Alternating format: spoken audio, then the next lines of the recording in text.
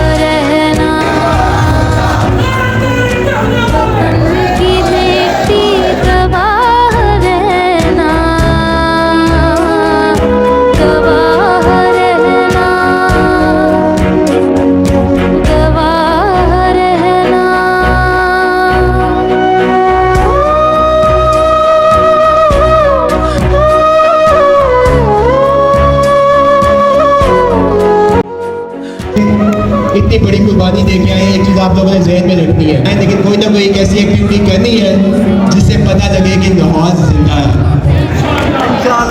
हम लोग भी कुछ ज़्यादा नहीं कर सके आप लोगों के लिए, लेकिन आज का एक छोटा जेस्चर है आप सब लोगों के ऑनर में कि हम खराजे तहसीन पेश करें अपने उन वर्कर्स को जो कि जेलों में रहे, उन सब के लिए तालियां बजाएं।